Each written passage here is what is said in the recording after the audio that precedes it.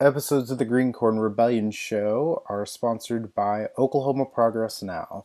Oklahoma Progress Now is a 501c4 organization focused on building progressive power in Oklahoma.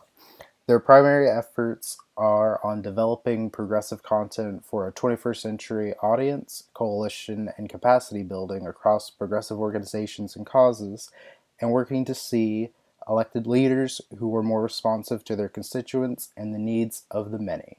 Areas of focus include progressive messaging and communications, coalition building and resource sharing, and focused progressive policy goals. You can check out their Twitch live streams, and they go live on Facebook on at noon, Monday, Wednesdays, and Fridays. Please support this organization. It's a really great organization. It's just getting started here in Oklahoma. Thank you. Now enjoy the rest of the video. Hello, this is the Green Corn Rebellion Show, and today I'm here with Sandy Nurse, who is a community organizer who is running for city council in New York City in the 37th district. How are you doing today? I'm doing great. Thank you for having me. Welcome. So, first question I have here is, where are you from and where did you grow up at? So, I was born in Panama. My father was born there, and his family is originally from Trinidad. And he actually came to New York City while Panama was under a dictatorship. He made it through Mexico, he crawled through a fence into Arizona. And 3 weeks later, he made his way here to Jamaica, Queens. So, when he got here, tried to work for a little bit and then joined the military to get his citizenship and, you know, a job. And so I grew up actually moving around quite a bit. I grew up as, child of military folks. My mom was a cook on the Navy. I've lived in Cuba and Japan and South Korea. South Korea is where I started middle school and finished high school. I did my freshman and sophomore year in Japan. So I grew up kind of everywhere. That's cool. Um, so your bio on your website says that you're a carpenter. What made you want to become a carpenter? Um, you know, so my carpentry came out of essentially doing disaster work. I was, uh, at the time, I got like a contract with the United Nations World Food Program, and I went to Haiti, and it was like during the earthquake or after the earthquake, and there was just so much damage, and at the same time, like the damage to some of the infrastructure, which is like, you know, um, like corrugated metal shacks or marketplaces made out of mostly wood, um, very like easy infrastructure. And I felt like a lot of the folks were not able to live in there because like something was like to the side, or something was like out of place. And I just felt like in my mind I was like, this looks like really fixable. I don't know how to do it, but I know somehow this thing just needs to move like 1 foot, and like a family could be back in there. And I also felt like I had been in a lot of like natural disasters. I was in like a tsunami in Thailand. I grew up in as part of an occupying force in another country, and so like saw um, what military and other people's lands looks like. And I just felt like I didn't have real world skills. Like I felt like I know how to write papers, I know how to write policy briefs, um, but I don't actually know how to do things that in a moment of crisis will actually be useful. Like a policy paper, no one cares about when Hurricane Sandy is hitting. No one cares about that right now when we're just trying to like feed people and need to make ramps or need to make things that just like facilitate people getting relief. And I just felt like I wanted to do something a little more, just like with my hands, and uh, just I felt like I would be more effective as a carpenter or someone who knew how to use power drills, who knew how the language of like makeshift shelters and like knowing how to make stuff fast. I just wanted to be that skilled, like skilled in those moments, because I felt that I was often working in these kinds of like chaotic environments and just wasn't really feeling like I was helpful, if that made any sense. That makes sense. So what has driven you to become active within your community, and what made you want to run for city council? Yeah, so I've been working at the grassroots here in this community. The community I'm running for is Bushwick, Cypress Hills, East New York, um, Ocean Hill, a little smidge of Brownsville.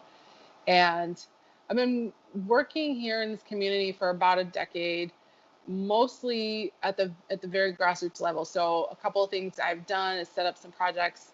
I helped open a movement space, a space where grassroots groups, social justice movements could have a home. There's no space in New York City. Everything costs a lot. A lot of organizations don't have big enough convening spaces.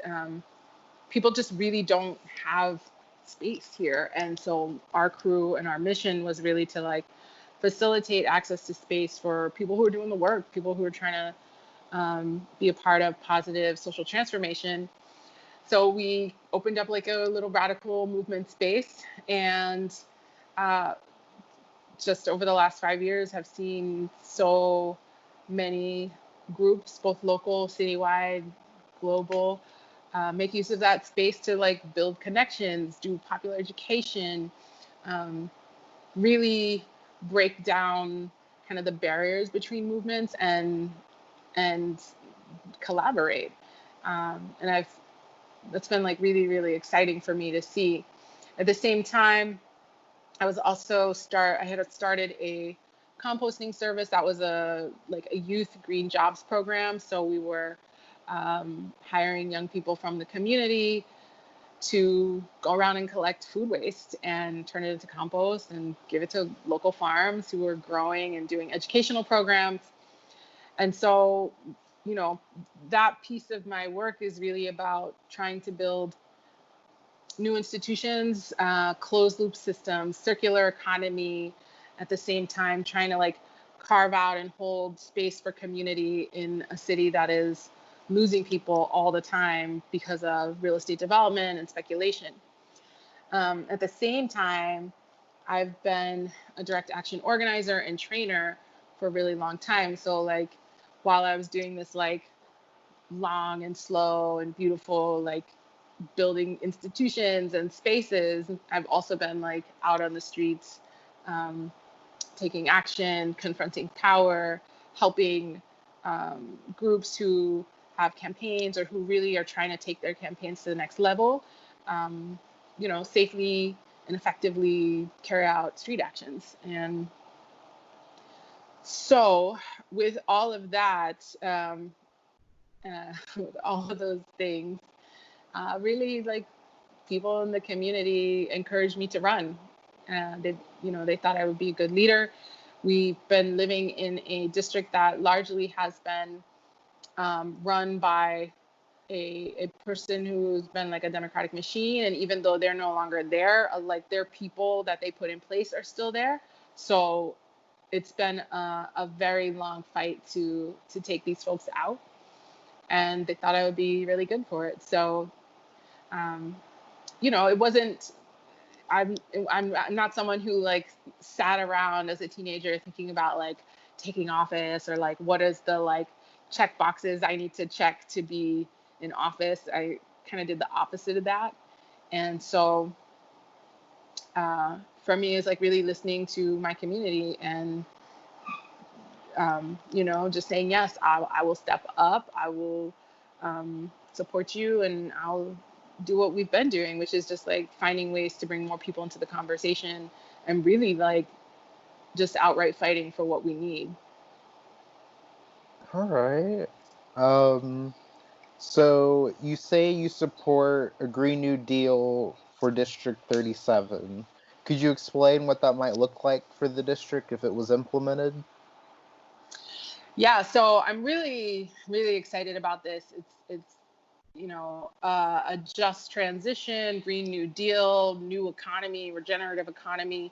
All of these like buzzwords can seem really inaccessible to folks on the ground in terms of like those are so abstract. Like, what does it actually mean for like us? Yeah. What does it mean for our community, which is a cash poor community, has tons of workers, tons of tradespeople, a lot of people working in the healthcare industry. Um, what does that actually mean? And so for me, one of the things that I like deeply love about this community is the resilience here, the legacy of Black farming, of folks who steward land and who are really dedicated to food sovereignty and a just like food economy. And we actually have a lot of manufacturing space. There's a lot of manufacturing space that isn't fully utilized. Um, and I would like to see I would like to see and participate in building a program which holds space for industries and businesses, social enterprises, worker-owned co-ops that are specifically um, focused on new industries that are in line with a Green New Deal. So, I mean, there's different pockets of it all over the city. You see people who are sourcing food very hyper locally or growing food in warehouses at like large scale production. Like, we're not talking about like a community garden. We're talking about like 5,000 square foot warehouses that are producing, 4,000 heads of lettuce every 3 weeks, like high production. Um, I would love to see folks who are, making added value products of that. So there are people who are, packaging, making sauces, making all sorts of things that are going locally. I would love to see more retrofitting of vehicles and electric cars. We don't really have electric car infrastructure very well. There's a lot of space to think about processing organic waste, recycling, um, textiles, like kind of reclaiming textiles and repurposing things. There's just a lot of smaller pockets of this work happening, and it would be really great to um, find programs to do workforce development to um, facilitate folks in this community getting getting trained to or getting support or seed money to start their business in these spaces because we have it there. Um, and so really it's not just like me prescribing the solution. Like there's tons of research, there's tons of work happening in New York City. It's really about like pulling together as many people as possible in the community to be like, we need to pull together. We only have so much time to deal with climate change, but we also need to get people jobs. We need to reskill people. So like, what does that look like for us? Like, what are the industries that we're excited about, that we would like to be reskilled in? Um, and like make it a more of a community visioning process that has a lot of buy-in. All right. Um, so on your website, you say you want to support essential workers and excluded workers. I know what essential workers means, but could you explain what excluded workers are and also explain what you'd like to do for these workers when you're in office? Yeah. So there are many undocumented people living in New York City who contribute and work hard and have every right to be a part of receiving public services. And we not only receiving public services, but participating in municipal democracy, like what's happening here at the local level.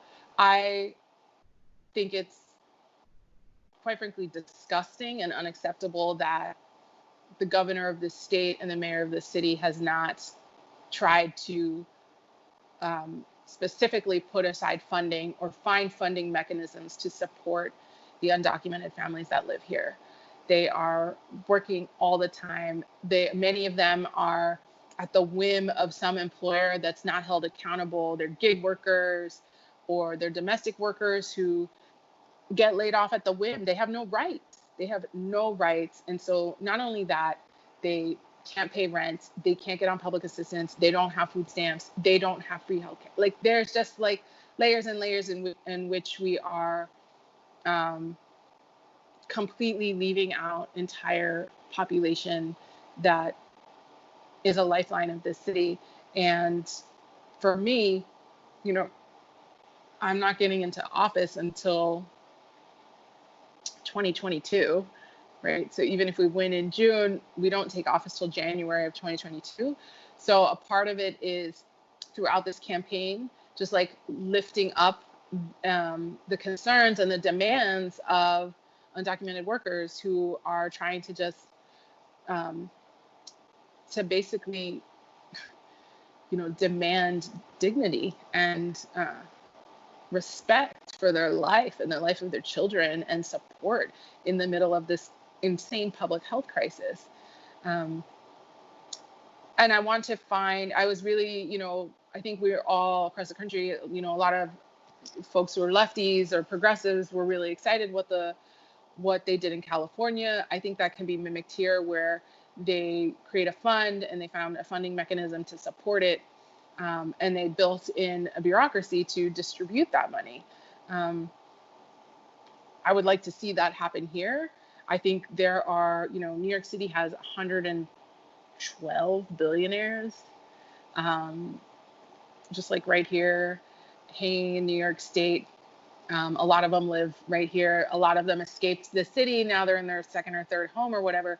But they're making their money off of the backs of these workers, of the workers all around the world. And it's not asking much to ask them to contribute to this. It's not much to ask the governor to raise the taxes on them, to institute a tax on them, an ultra billionaires tax or ultra rich tax, whatever you want to call it.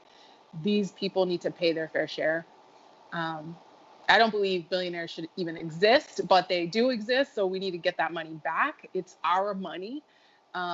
They find ways to not pay their fair share. They find ways to hide their money from us. Like that's our money. So we need it back, and we need to support people who are literally, without anything right now. All right. You also say you support housing for all. What are some policies you'd like to see implemented in order to make sure that this happens? Yeah. So first and foremost, because we're in the middle of COVID, the main thing right now that needs to happen is to prevent people from being evicted. We had an eviction moratorium, it expired, people mobilized, then it got extended. We need that to continue all the way through, in my mind, not only until the end of this year, but until we actually have some kind of vaccine or something. I mean, and people can actually work. We have so to me, that's like the main concern is like preventing people from being evicted in mass right now. We also have, I think it's like almost 1-to-1 vacancy, apartment vacancies in New York City. So for every one person who doesn't have a home to go to, there's at least one apartment available. And I find that to be unacceptable. There's a lot of need to house folks who have mental health issues. They need social services, they need supportive houses. So it's not just like building a shelter and people have a room. Like there's a lot of wraparound services needed for folks. They need, counseling and medications. They need therapy. They need to restore health. They need to go through trauma recovery. There's just a lot that needs to go into supporting people who are in a very vulnerable and traumatic place in their life. In my district in particular, we have some of the highest rates of youth homelessness in the entire city, and we don't have a shelter for youth. Young people in my community, when they're kicked out of the house, when they're running away, where whatever is leading them to be like without a home, they have to go all the way up to Uptown in Harlem for the drop-in, and they have to walk with all their stuff. They usually have to walk with all their stuff for a while, like when they leave the shelter, when they go there, just because they can't leave their things in a place. So they have to drag their stuff all over the city.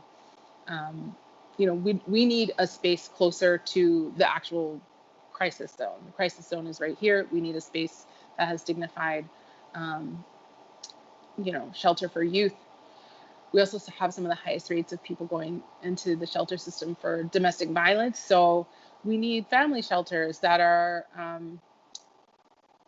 that again are dignified, that are not only, a lot of them are just in this like industrial zone. So the same industrial zone I'm talking about, where I would love to see more Green New Deal type of activities happening, is like that's where all the shelters get built, is like on these fringes, on these edges, that are not inviting. You walk outside and there's like a a big iron welding shop. It's not a place for children or women who are pregnant. It's not a place of calm and support. It's a busy commercial industrial space. So I'd like to see more integrated housing in that way.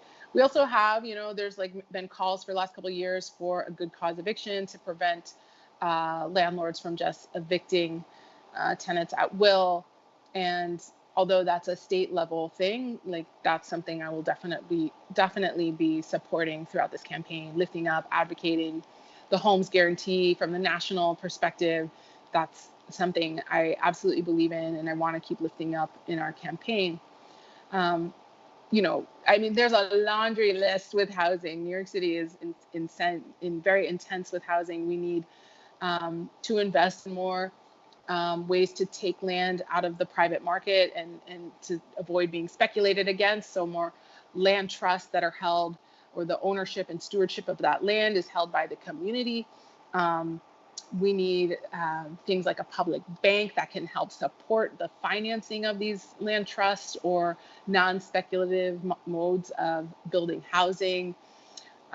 There's a lot of rezonings that happen at the individual community level, and we actually need a comprehensive zoning plan at the city level so that our community isn't having to fight out whether or not we want X amount of units of affordable housing, or just like the open market dictating what's happening here. So, I mean, that's a long way of saying, yeah, that I want housing for all. And there's a lot of different strategies to achieving that. All right. So you say you support having reliable, high quality public transportation. For me, I live in a place where public transportation doesn't exist. I live in rural Oklahoma.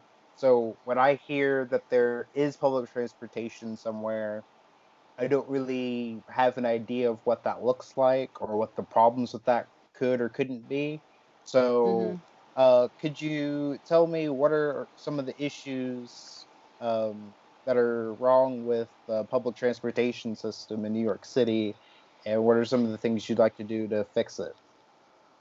Yeah, so like any major system in New York City, New York public transit conforms to existing racial inequality and economic inequalities, right, and inequity. So our outer boroughs have less service, more time between when things come. For example, we might not have uh, on stations further out, we might not have the thing that tells you when the train is coming, how much time. We might not have, our buses don't all have like the bench coverings, the weatherproof coverings that they do closer to the city, um, where people with money live. We just have a lack of service. Our elevators often don't work. We have very few ADA wheelchair accessible um, disability accessible stations. We, and it costs a lot to go on the train. So if you're coming from, a cash poor household, um, and you got to do multiple trips, or you got to pay that 240 a month, it can add up a lot with multiple people in your household. Um, and so for me, I'm really interested in New York City supporting a free or half fare program. There are a lot of programs for seniors and school students and folks who are um, with disabilities and things like that. They have reduced cost, or almost zero reduced cost. But I would like to see that expanded. And with COVID, ridership went down, and the MTA now has a even higher deficit than it already had. And so people are just not riding the train, except, people who can afford not to ride the train are not riding the train. People who got to go to work and can't afford another option are riding the train. So the burden, the cost burden of the ridership is going to fall on low income people. And I would really like to see the quality of those rides improve for those of us in the outer boroughs. And my district is one of those districts that needs better service. Our buses need to be on time, not 20 minutes late.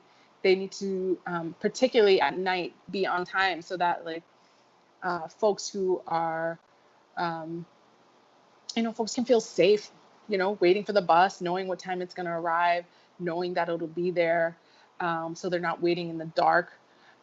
We need all of our lights to work at these stations, particularly areas in these industrial zones where it's late at night and there's no one out there because there's no activity at night in these industrial zones, and we need lights and transport to be on time so people don't feel vulnerable.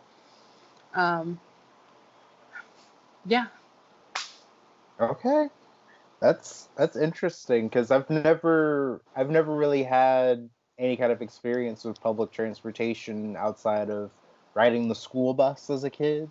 So that's interesting. yeah. I Um, mean, it's a big deal to have a car here. A lot of people have yeah, cars in the outer boroughs because the public service doesn't work well, you know. Um, but you don't need a car here, but it would, you know, it would facilitate people, using public transportation if they could access it and knew it was going to be on time and they're going to go to work. Also, the population has really grown here, and so you need more trains in rotation so that people are not up against each other. Um, they can get to work and not feel like they spent an hour underground, um, angry, like showing up to work just like angry because they've just been jammed into a car.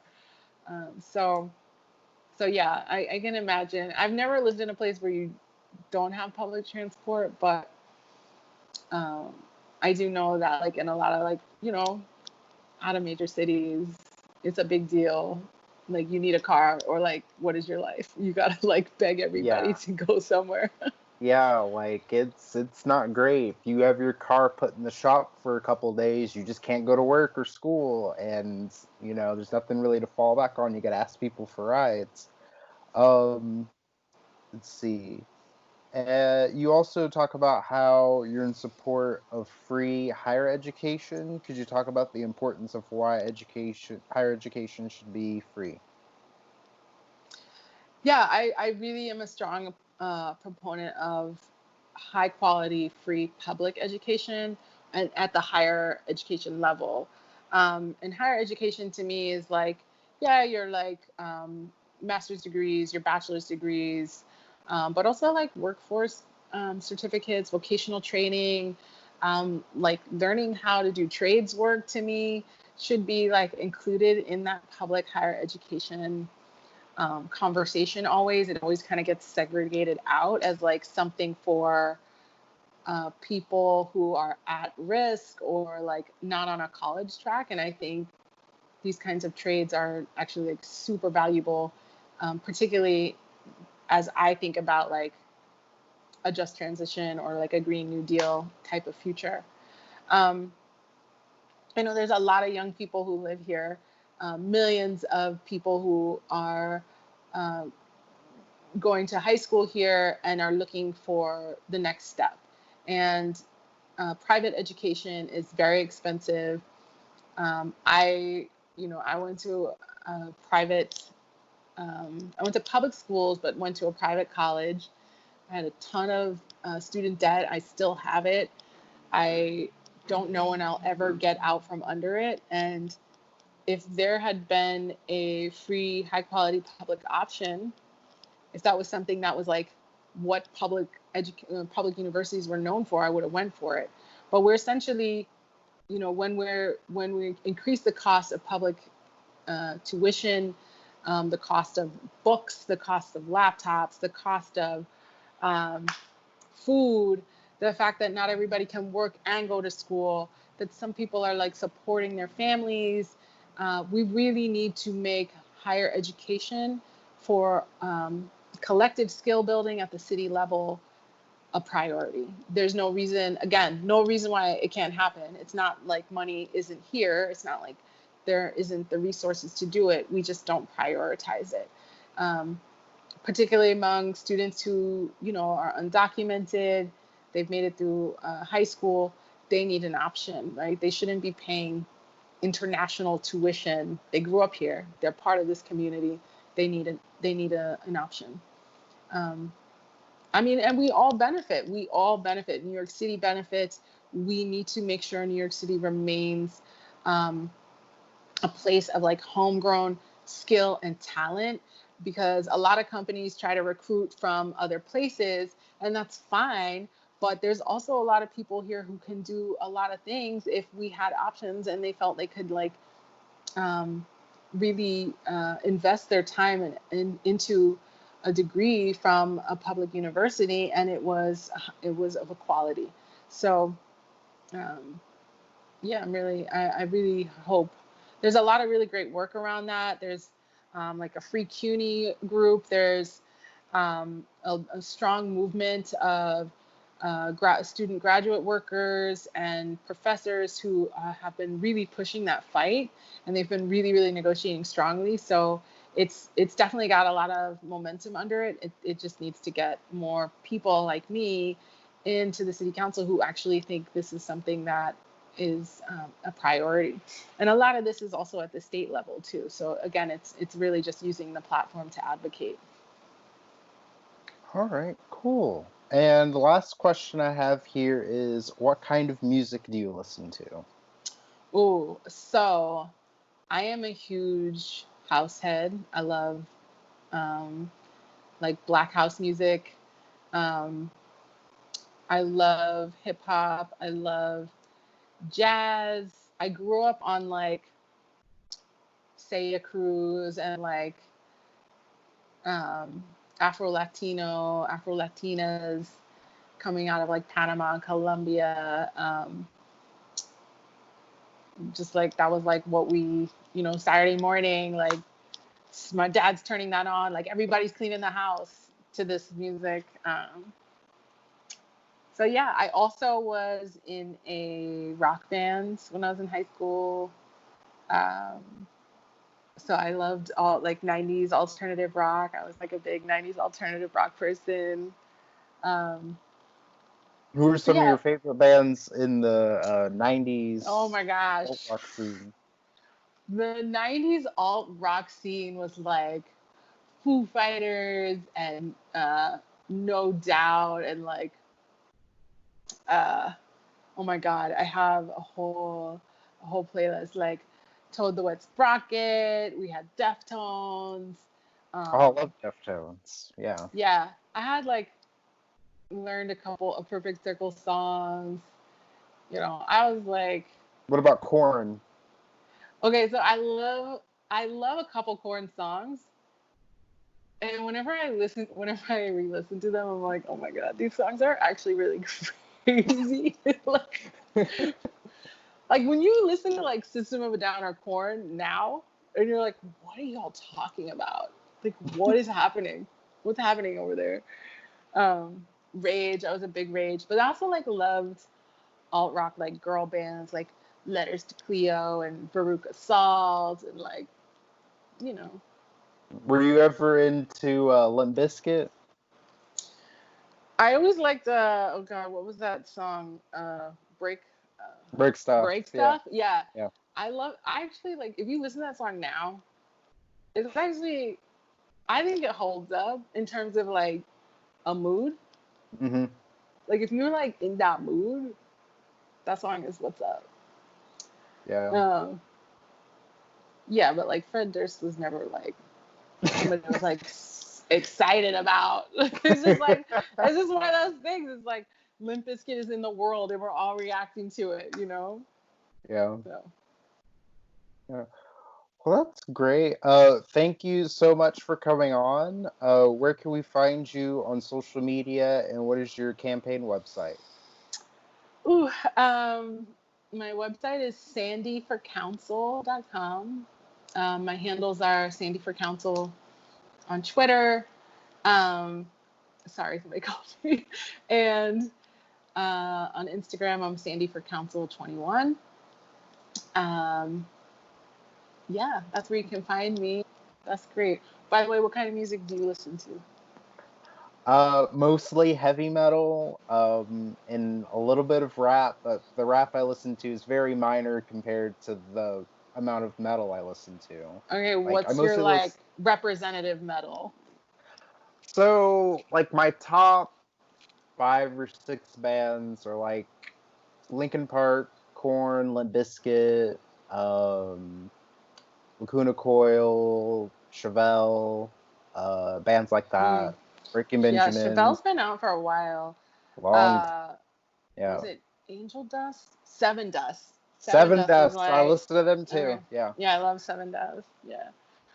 Wow, yeah. that's those are like throwback bands. Oh yeah. Like I remember some kid. I also like this one kid I met.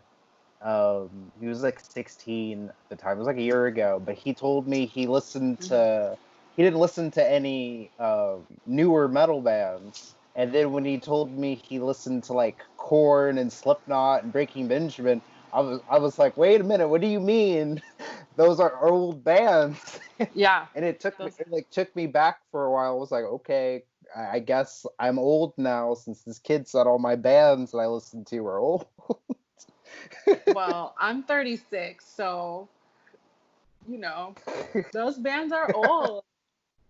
Yeah, I guess I need to come to grips with that since, now I'm, 22 and those bands are at least as old as I am, if not a little older. Korn is a little older than me, but some Yeah, of those bands they had their debut albums when I was like a kid. Like Chevelle was like 2002, Breaking Korn came Benjamin's out when I was 02 or in something. like Yeah. freshman in high school or something. Yeah, like they're they're old bands, I guess. I mean, but they were good. Like the alt 90s alt rock era, like is a specific thing. You know, people like it. It was a fun time.